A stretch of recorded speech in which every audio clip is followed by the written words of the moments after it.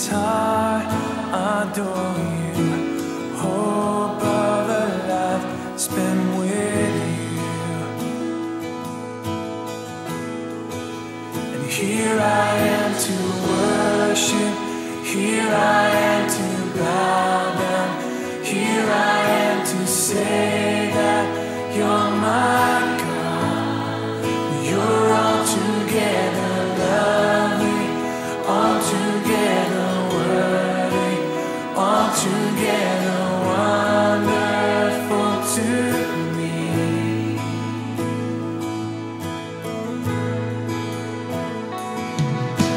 King of all days, also highly exalted, glorious in you. Shalom, happy teens. My choice is my destiny. In Jesus Christ, I am so happy. Ya, gak berasa udah mau 17 Agustusan ya. Nah, Indonesia udah merdeka 75 tahun nih. Hebat kan? Sama seperti Tuhan Yesus Allah kita, dia begitu hebat, kuat dan dahsyat. Dia yang maha agung dan kemuliaan dia tidak dapat dibandingin.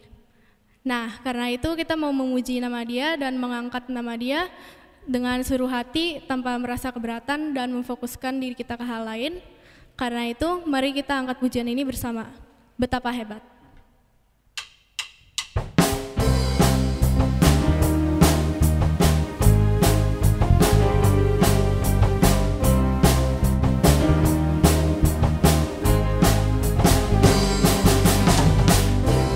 Berkuasa di bumi di surga,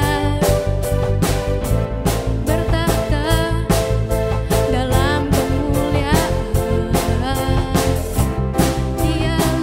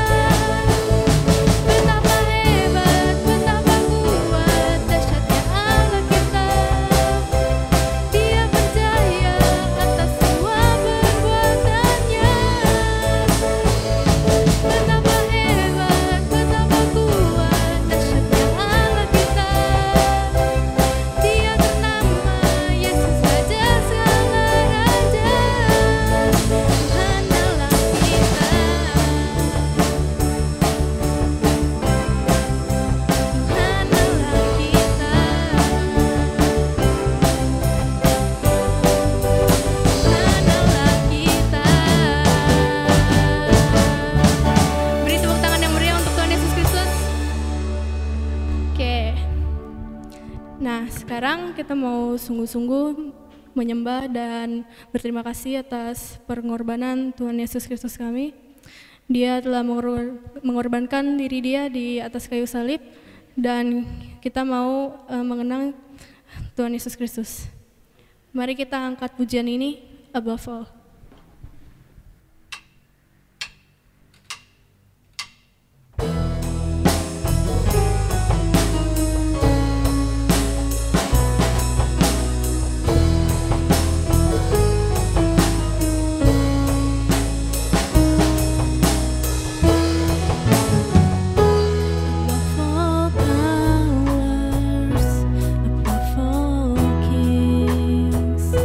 Above all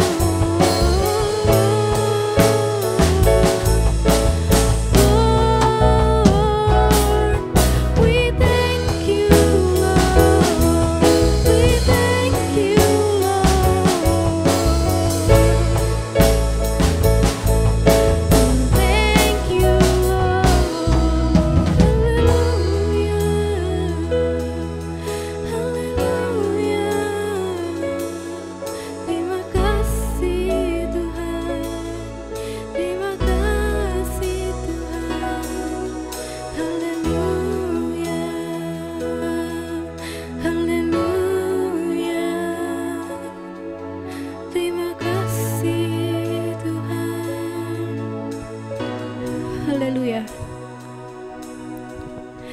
Tuhan Yesus, terima kasih Engkau telah menyertai kami selama minggu ini. Terima kasih kami boleh berkumpul kembali di minggu ini untuk mendengar firman-Mu, untuk memuji nama-Mu, dan untuk menyembah nama-Mu. Tuhan, terima kasih juga Engkau telah menyertai kami, keluarga kami, dan teman-teman kami selama pandemi ini. Biarlah semuanya dapat kembali seperti biasa. Tuhan, kami percaya tangan Kau sedang bekerja dalam dunia ini, dan Tuhan, biarlah firman yang akan kami dengar nanti boleh kami dengar dengan baik dan boleh kami terapkan dalam kehidupan kami sehari-hari. Terima kasih Tuhan Yesus, dalam nama Yesus kami sudah berdoa. Amin. Anak muda dikasih Tuhan, apa kabarnya? Pastinya kalian semua dalam anugerah Tuhan. Kembali sore hari ini kita akan mendengar firman Tuhan dalam ibadah pemuda Full Hope Generation. Bila kita semua sungguh menjadi anak muda yang penuh dengan harapan di dalam Tuhan. Ya, bersama-sama kita mau berdoa terlebih dahulu.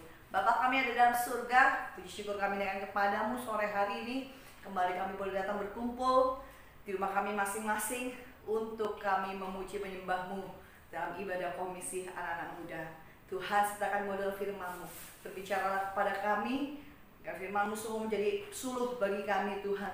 Firman-Mu menerangi jalan kami, supaya kami menjadi anak muda yang hidup dalam kehendak Tuhan, yang hidup dalam kebenaran firman-Mu ya Bapa. Kami siap menerima firman-Mu ya Tuhan. Kiranya kuasa Roh Kudus yang menaungi kami, menerangi setiap pikiran kami. Kami siap menerima firman-Mu, demi nama Yesus kami berdoa. Amin. Anak muda dikasih Tuhan, sore hari ini kita mau belajar dari kitab Yohanes, dari Injil Yohanes pasal yang ke-12 ayat 1 sampai yang ke-8. Saya akan bacakan buat kita semua. Anda boleh semua melihat pada Alkitab Anda atau melalui handphone Anda. Yang pastinya aplikasi Alkitab Anda sesuai dengan LAI. Yohanes pasal 12 ayat 1 sampai 8, demikian bunyi firman Tuhan. Yesus diurapi di Betania. 6 hari sebelum Paskah, Yesus datang ke Betania, tempat tinggal Lazarus yang dibangkitkan Yesus dari antara orang mati. Di situ diadakan perjamuan untuk dia dan Maria melayani. Sedang salah seorang yang turut makan dengan Yesus adalah Lazarus. Maka Maria mengambil setengah kati minyak narwastu murni yang mahal harganya, lalu meminyaki kaki Yesus dan menyekanya dengan rambutnya, dan bau minyak semerbak di seluruh rumah itu.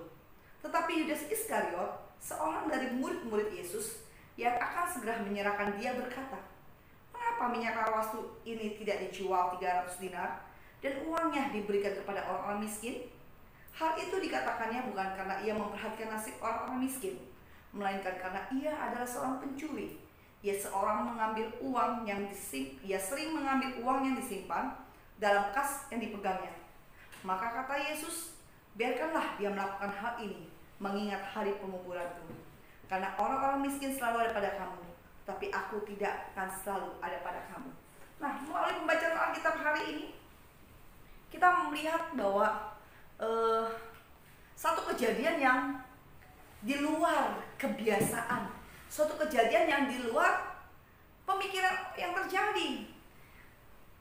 Kisah ini merupakan perjalanan Yesus selama di muka bumi bersama dengan murid-muridnya, sampai ketika Tuhan hendak ke Yerusalem, dia singgah di satu tempat yang bernama Betania. Teman-teman anak muda dikasihi Tuhan, kalian pasti pernah singgah ke beberapa tempat, dan pastinya kalau tempat itu menyenangkan, kalian pasti akan singgah kembali, betul? Contohnya nih, sekarang kan dunianya dunia medsos. Kalau tempat makan yang baru atau yang unik, pasti kalian akan singgah. Entah itu beli cuma satu cup kopi atau cuma sepotong sandwich, kalian pasti mampir. Tuhan mampir, Tuhan Yesus dalam perjalanannya mampir, singgah di kota Betania, satu tempat, dan dia berjumpa dengan satu keluarga yang merupakan keluarga yang dikasihinya. Ingat satu kejadian yang luar biasa, di mana Tuhan Yesus pernah membangkitkan Lazarus, saudara dari Maria, dan mereka tinggal di Betania. Nah, dalam perjalanannya kembali Tuhan mampir di Betania. Ada apa di Betania? Saudara, anak muda dikasih Tuhan, kita biasanya juga akan pasti mampir ke tempat sesuatu yang rasanya tuh, aduh, kayak senang banget ke situ. Hari-hari ini kita semua mengalami yang namanya pandemi corona. Semua lini kena dampak. Entah itu dari anak kecil sampai orang dewasa, mereka yang sekolah, mereka yang bekerja, mereka kena dampak. Tapi mari lewat kondisi seperti ini, lewat musim hidup kita seperti ini, janganlah kita melupakan satu hal perbuatan yang baik yang harus kita lakukan, yaitu memberi. Saudara, kalau kita memberi dalam keadaan berkecukupan, mudah sekali. Kalau kita memberi ketika kita punya, itu mudah sekali. Contoh, ketika di kampus kalian punya teman kampus yang notabene mungkin dia anak perantauan, uang dari keluarganya pas-pasan, tiba-tiba hari itu dia nggak bisa makan. Anda anak Jakarta, mungkin dari rumah orang tuamu bekelin, mungkin roti, atau kamu bawa makanan dari rumah karena mungkin kuliah dari pagi sampai sore, daripada saya pergi beli di luar, ya saya bawa aja. Bisakah kita ketika kita punya sesuatu, kita pun bisa berbagi pada orang lain? Memberi nggak selalu dengan materi. Banyak hal yang dapat kita lakukan dalam hal memberi. Memberi waktu kah? Memberi tenaga kah ketika kau dibutuhkan? Memberi sesuatu hal lah. Yang paling simpel, memberi senyum kepada sesama. Kadang tanpa kita sadari, ketika kita senyum sama seseorang, kita nggak kenal nih, kita lewat berpapasan gitu ya. Kita berpapasan kan, kita kalau pergi pasti berpapasan dengan orang-orang. Ketika kita memberi senyum, percaya deh, orang itu akan juga memberikan senyum sama saudara. Oh enggak Ci, orang saya pernah senyumin orang, malah saya orang gila. Ada mungkin yang seperti itu. Tapi percayalah, senyuman Anda itu, ketika Anda memberi senyum, itu sangat bermanfaat bagi orang lain. Juga bagi tubuh kita, bagi wajah kita, anggap aja itu senam muka, senam wajah gitu ya. Nah, namun dikasih Tuhan, hari ini kita mau lihat dari seorang pribadi yang menunjukkan satu sikap yang luar biasa. Bukan hal yang kebetulan Tuhan Yesus pakai di Betania, dan juga bukan kebetulan juga yang tinggal di situ Lazarus bersama dengan saudara-saudaranya. Ada satu tindakan di mana saat itu terjadi pusat perhatian. Enak gak jadi pusat perhatian teman-teman? Biasanya kita anak muda demen nih, kalau kita jadi pusat perhatian, diperhatiin dari ujung kepala hingga ujung kaki. Apalagi yang wanita ya, kalau habis perawatan, udah cantik licin-licin gitu ya, dilihatin sama cowok ganteng, aduh seneng banget. Duh meleleh gitu ya. Saya kan pernah muda, saya masih muda sampai sekarang juga. Kita tahu gitu ya.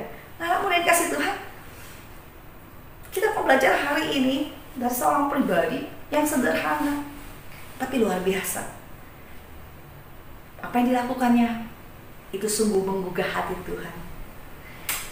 Anak muda yang dikasih Tuhan, engkau memberi bisa engkau lakukan, tapi yang menjadi pertanyaannya, apakah pemberianmu itu dengan segenap hatimu? Engkau melakukannya karena memang engkau tulus? Apakah engkau melakukannya dengan penuh sukacita karena kita memberi terpaksa? Aduh, ya udah deh, gua kasih deh, daripada tuh pengemis datang lagi, daripada tuh tukang ngamen datang lagi. Nah, anak muda dikasih Tuhan, malam hari kita mau belajar. Kita mau belajar seperti Maria lakukan. Selain itu, kita sebagai anak muda seringkali ya melakukan sesuatu hal rasanya di luar rule yang ada. Contohnya gini, seringkali anak muda sekarang itu dianggap keren kalau melakukan tindakan di luar tata krama, di luar adat istiadat atau etika yang ada. Contohnya, kita bertemu dengan orang yang lebih tua, yang lebih senior. Apa yang sering kita lakukan? Ci, kalau nyapa yang orang lebih tua itu biasa. Tapi sekarang hari-hari ini kebanyakan semua orang bersifat individualistis, apalagi anak muda zaman sekarang. Maaf, saya bukan menjudge, tapi ini yang terjadi. Ketika berjumpa, diam. Saya teringat zaman saya masih remaja ya, saya lebih suka pergi dengan papa saya. Kalau libur sekolah atau weekend, papa suka ajak saya pergi untuk dia bekerja part time. Dulu dia seorang stylist, jadi suka menerima suka menerima orderan di hari Minggu atau setelah jam kerja dari tempat kerjanya dia sekitar jam 7 gitu, saya suka diajak. Nah, kebetulan teman papa dulu sekolah zaman Belanda ya, jadi teman-temannya banyak sekali yang bisa bicara bahasa Belanda, bla bla bla bla segala macam, dan tata krama mereka, etika mereka kebawa sampai mereka bergaul. Dan kebiasaan yang kebiasaannya ada kalau berjumpa dengan mereka, nggak ada cerita tuh kita diem. Yang ada saya panggil. Jadi saya mesti manggil, sapa, malam om, malam tante. Kalau saya nggak sapa, ada saya dicubit. Nah kalau anak sekarang, maaf kata ya, ketemu sama orang yang udah senior, diem aja, jalan aja ngeloyor. Sapa lu sapa gua gitu ya. Nah, karena udah biasa anak sekarang tuh demen menabrak, dan itu dianggapnya hal biasa, menabrak etika-etika yang ada. Mungkin saat itu kita juga berpikir bahwa Maria juga menabrak etika yang ada, karena saat itu dia akan berjamuan makan yang berkumpul para pria. Tiba-tiba ada Maria di situ. Ngapain dia di situ? Satu tindakan yang di luar prediksi orang lakukan. Satu kelakuan, satu tindakan yang di luar pemikiran orang apa yang Maria lakukan. Mungkin orang kalau misalkan Maria menyediakan makanan, orang tidak akan tercengang. Mungkin kalau Maria menyediakan minuman, menyajikan minuman, mungkin tidak akan menjadi perhatian. Dan dianggap Maria tidak menabrak aturan yang ada. Tapi ini yang terjadi adalah ketika perjamuan makan, Yesus bersama dengan murid dan orang-orang di situ, termasuk Lazarus, saudara dari Maria. Maria melakukan satu tindakan di luar nalar kita. Dia pergi ambil satu buli-buli minyak yang berisi minyak narwastu. Kita tahu bahwa minyak narwastu pada zaman itu adalah minyak yang sangat mahal. Mungkin kalau sekarang bisa dikatakan minyak parfum yang paling mahal. Saya nggak tahu parfum yang paling mahal itu apa. Entah Bulgari kah, entah apalah, saya nggak tahu lah ya. Yang tahu saya tahu minyak nyong-nyong. Nah, anak muda yang dikasih Tuhan, Maria pergi mengambil buli-buli minyak narwastu. Minyak narwastu biasanya ditempatkan dalam buli-buli berdiameter 10-12 cm dengan tingginya sekitar 8-10 cm. Pada zaman itu, minyak narwastu adalah wangian yang sangat mahal dan itu disimpan, dipakai pada suatu hari yang istimewa, biasanya di hari pernikahan. Dan minyak narwastu memiliki harga yang cukup lumayan mahal. Dalam Alkitab dikatakan seharga 300 dinar. Dalam pembacaan tadi dikatakan 300 dinar. 300 dinar setara dengan 300 hari orang bekerja. Berarti hampir 1 tahun. Upah hampir 1 tahun bekerja. Nah, kita mengatakan upah 1 hari adalah 1 dinar. Nah, Bapak, teman-teman yang dikasih Tuhan, aku dikasih Tuhan, kamu bisa bayangkan, kamu memiliki harta satu-satunya, mungkin saat itu ada satu-satunya, yang kamu simpan, kamu sisihkan setiap hari, sampai 1 tahun. Tiba-tiba dipecahkan, prang! Rasanya, aduh, mungkin kalau kamu zaman itu kita hidup, terus tiba-tiba buli-buli itu ada, nggak sengaja, kesenggol pecah, mungkin kita bisa ngamuk ya. Tapi kejadian sama Maria adalah Maria menyimpan itu dan mengambilnya. Lalu apa yang dilakukan oleh Maria? Ketika perjamuan sedang berlangsung, Maria memecahkan buli-buli, lalu dia menuangkan ke kaki Yesus, mengurapi Yesus dengan minyak narwastu, dan dia menyeka dengan rambutnya. Mahkota bagi kita, rambut adalah mahkota bagi kita, apalagi wanita. Tapi Maria tidak memperdulikan hal itu. Bagi dia, saya mau melakukan ini karena saya tahu Tuhan mengasihi saya. Ini sebagai tanda saya mengasihi dia. Kita nggak bisa balas kebaikan Tuhan yang luar biasa, tapi kita dapat melakukan sesuatu yang menyenangkan hati Tuhan, yang berkenan kepada Tuhan, seperti yang dilakukan Maria pada saat itu. Dia ingin melakukan sesuatu hal yang menyukakan hati Tuhan. Apakah sekarang dengan cara seperti itu menyenangkan hati Tuhan? Oh ya, besok kita beramai-ramai beli parfum yang paling mahal, sisihkan. No, bukan seperti itu. Bukan masalah kamu memecahkan minyak parfum yang paling mahal. Bukan masalah engkau menyerahkan semua gajimu untuk persembahan kepada Tuhan. Bukan sekedar itu. Pemberian, persembahan kepada Tuhan bukan sekedar materi yang kau miliki. Apa yang menjadi sebab Maria melakukan hal itu? Teman-teman yang dikasih Tuhan, kita dapat memberi kepada siapapun mungkin ya, tapi belum tentu kita mengasihi. Tapi Maria, karena dia tahu dia mengasihi Tuhan, dan dia tahu Tuhan mengasihi dirinya, maka dia punya hati yang mau memberi. Maria memahami dan mengingat akan kebaikan Tuhan yang luar biasa yang terjadi dalam dirinya, sehingga dia melakukan hal itu. Coba kita ingat-ingat dalam hidup kita. Sadarilah bahwa kebaikan Tuhan sungguh terlalu banyak buat kita. Susah untuk dihitung, susah untuk diungkapkan.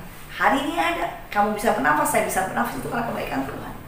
Sampai hari ini kamu bisa makan sehari 3 kali, itu karena kebaikan Tuhan. Ya betul, dengan cara kamu bekerja. Hari-hari kamu masih bisa dapat bekerja, itu karena kemurahan Tuhan juga. Berapa banyak sekeliling kita hari-hari ini mengalami hati yang ketar-ketir karena menunggu surat pemutusan kerja.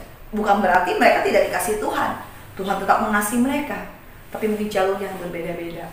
Anak muda yang dikasih Tuhan, Maria memahami dengan sangat betul dan dia mengingat kasih Tuhan. Sebab itu dia lakukan itu sebagai tanda kasih dia pada Tuhan. Bukankah dalam Matius 22:37 dikatakan, kasihilah Tuhan Allahmu dengan segenap hatimu, segenap jiwamu, dan segenap akal budi. Yang dilakukan Maria saat itu membuat orang tercengang. Tapi Maria mau tunjukkan itu, bahwa dia mengasihi Tuhan dan dia mau mengingat kebaikan Tuhan. Ingat kasihnya, ingat kebaikannya dan anugerahnya selamatkanku, sebab kasihnya setinggi langit, kasih setia Allah pada kita. Kita seringkali menyanyikan lagu itu, tapi mari ketika kita menyanyikan lagu itu, adakah kita sadar bahwa sungguh tindakan saya sudah mengasihi Tuhan? Gak usah jauh-jauh yang spektakuler, dimulai dari rumahmu terlebih dahulu. Adakah kau mengasihi Tuhan dengan keluargamu? Maria melakukan hal tersebut karena dia memiliki rasa hormat kepada Tuhan. Ci, rasa hormat berarti kita mesti siap begini dong? Bukan. Kamu memiliki rasa hormat sama Tuhan, artinya kamu tahu mana yang harus kamu lakukan di dalam kebenaran firman Tuhan. Kamu tahu apa yang harus kamu lakukan berjalan dalam hari-harimu, berjalan dalam kebenaran firman Tuhan. Kamu tahu ketika engkau berada bersama dengan pacarmu, kamu hormat gak sama Tuhan? Tetap kamu bawa pribadi Yesus dalam hidup. Tuhan Yesus tinggal di Betania, bukanlah suatu kebetulan dan bukan suatu hal yang luar biasa, karena dia singgah sebagai tuan rumah. Maria sangat senang berjumpa dengan Yesus. Saya kalau singgah di rumah Anda senangkah? Kalau saya singgah di rumah Anda? Anak muda dikasih Tuhan, ada 3 hal yang dapat kita pelajari malam hari ini dari karakter pribadi Maria. Saya pernah membaca satu artikel dikatakan bahwa yang kita bawa itu karakter kita. Dimanapun kita bawa karakter kita. Dan Tuhan mau karakter Kristus yang ada dalam diri kita. Bukankah visi gereja kita adalah menjadi serupa dengan Kristus? Nah, mari kita mengacu kepada visi ini. Kita mau mencapai visi gereja kita untuk kita menjadi anak muda serupa dengan Kristus. Kita memang tidak bisa serupa, tapi kita berusaha memiliki pribadi seperti Kristus, sehingga sungguh sangatlah kita berbahagia. Nah, yang pertama adik-adik, anak muda dikasih Tuhan, mari kita mau belajar dari Maria. Maria melakukan suatu tindakan meneladani kasih Yesus dalam dirinya. Orang yang mengasihi, memahami makna kasih, memahami bagaimana dia menerima kasih dari orang lain, maka dia pasti punya kemurahan hati dalam dirinya. Pasti dia punya jiwa memberi tanpa disuruh, tanpa harus, ayo dong memberi. Beri waktu kamu untuk melayani Tuhan di anak-anak muda. Beri waktu kamu, beri talenta kamu untuk melayani di bidang musik, pujian, dalam ibadah pemuda. No. Orang yang mengasihi Tuhan dan sadar dia dikasihi Tuhan, dia juga mau mengasihi Tuhan. Dia punya hati yang memberi, bukan dipaksa. bukan dipaksa. Hai anak muda yang dikasih Tuhan, sadarilah hidupmu, talentamu, karunia yang kau miliki itu berasal dari Tuhan. Engkau mengasihi Tuhan, mari tanpa kau dipaksa, tanpa kau didorong-dorong sampai kecebur, kamu punya hati yang memberi. Datang sama pengurus, Cifebi, Cilidia, saya mau dong melayani Tuhan dengan apa yang saya punya. Kamu punya talenta menari, pemain tambor, ayo. Kamu punya talenta menyanyi, punya suara yang bagus, ayo lakukan itu. Belajar bersama, kita teladani seperti Maria. Dia lakukan, dia tahu sekali, dia mau belajar meneladani kasih Kristus, dan dia lakukan dalam kehidupannya. Yang kedua, ketika memberi, Maria memberi dengan ketulusan hati, tidak untuk barteran. Ada istilah take and give, memberi dan menerima.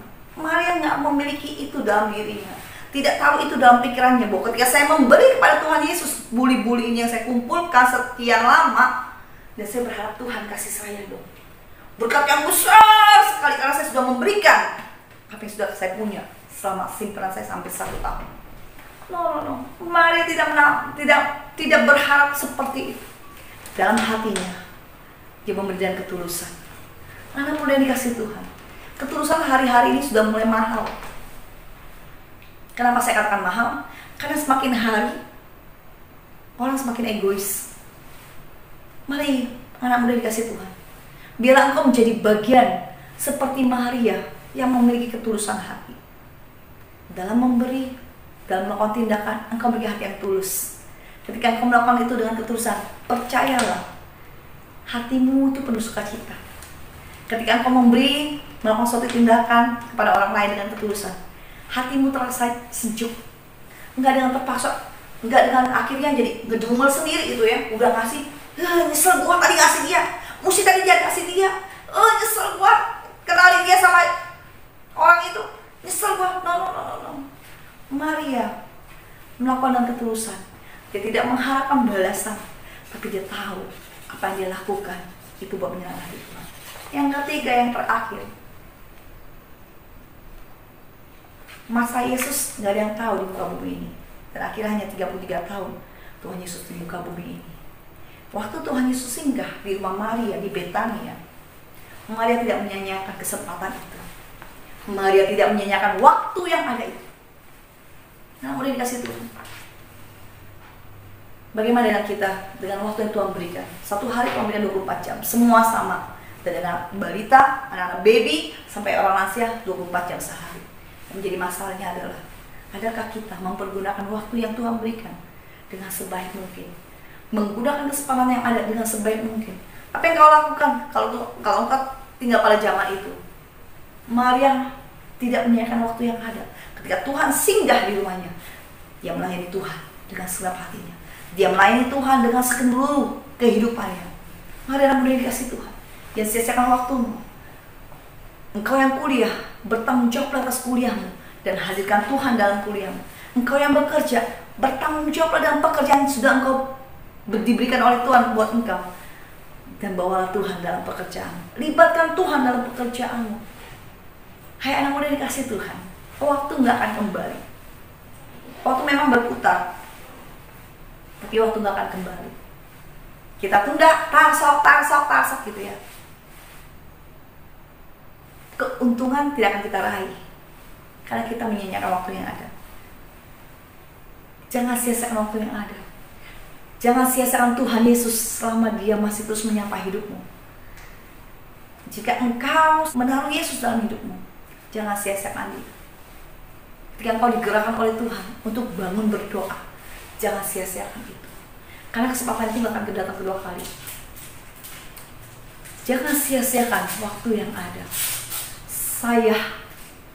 Mari berjuang bersama untuk menyenangkan hati Tuhan. Mari berjuang bersama untuk menyukai hati itu, untuk menjadi kesukaan bagi Tuhan. Kita gak bisa menyukakan hati Tuhan hanya sekedar dengan intelektual kita. No. Tapi mari kita mau belajar seperti Maria. Apa yang telah Maria lakukan, mari kita mau teladani. Memberi dengan sukacita. Kita tahu memberi karena kita mau melakukan seperti yang Tuhan sudah lakukan dalam hidup kita. Kita mau memberikan sesuatu dengan ketulusan, bukan karena ada maksud di balik semua itu, bukan ada udah di balik bakwan. Dan juga kita melakukan suatu tindakan di mana kita tidak menyanyiakan waktu yang ada dan tidak menyanyiakan Yesus dalam hidup ini. Tapi mari kita semakin bergaul karib dengan Tuhan. Jangan sia-siakan Yesus dalam hidupmu, sebab Yesuslah satu-satunya juru selamat hidup kita, tiada yang lain. Mari anak muda, malam hari ini, selama kita masih bernafas, selama kita masih diberikan kesempatan, pergunakan hidup kita ini untuk menyenangkan hati Tuhan, untuk menyukakan hati Dia, Raja di atas segala raja. Mari kita menundukkan kepala kita, mau berdoa. Kami bersyukur Tuhan buat malam hari ini. Sungguh Tuhan, semua karya-Mu indah dalam hidup kami. Mampukan kami Tuhan untuk kami terus berjalan dalam kebenaran-Mu, dan kami melakukan tindakan-tindakan kasih kami untuk sebagai bukti kami mengasihi Engkau. Mampukan kami Tuhan untuk kami hidup menjadi semakin serupa dengan Engkau, menjadi kerinduan-Mu seperti kerinduan-Mu ya Tuhan. Terima kasih Bapa, terima kasih Yesus. Berkati kami dalam kuliah kami, dalam pekerjaan kami, dalam kami di rumah kami masing-masing sebagai anak. Biar kami menjadi teladan bagi orang tua kami, bagi saudara-saudara kami Tuhan. Dimanapun kami berada, kami mau memanfaatkan waktu kami sebaik mungkin. Kami tidak mau menyia-nyiakan Yesus, kami tidak mau menyia-nyiakan waktu yang ada. Kami mau pergunakan demi hormat kemuliaan nama-Mu. Tolong mampukan kami ya Tuhan. Terima kasih Bapa, terima kasih. Kiranya Engkau yang menyertai kami ya Roh Kudus, menuntun kami untuk kami tetap hidup dalam kebenaran firman-Mu sekarang sampai selama-lamanya. Demi nama Yesus kami berdoa dan mengucap syukur. Dan sekarang Tuhan kami mohon ya Bapa, turunlah berkat-Mu atas kami ya, anak-anak muda-Mu malam hari ini. Kami merindu Tuhan diperlengkapi oleh kuasa Roh-Mu yang terus menuntun kami. Anak muda yang kasih Tuhan, sekarang pulanglah. Terimalah berkat dari Allah Bapa, cinta kasih dari Tuhan Yesus yang tidak pernah berubah dulu sekarang sampai selama-lamanya. Terimalah berkat hikmat penghiburan kuasa Roh Kudus yang menyertai hidupmu, yang menuntun hidupmu untuk berjalan dalam kebenaran firman Tuhan dan menjadi anak muda yang menang bersama dengan Yesus. Engkau cakap dalam segala perkara bersama dengan Yesus, karena ada Yesus dalam hidupmu sekarang sampai selama-lamanya. Demi nama Yesus kami berdoa dan ucap syukur. Haleluya.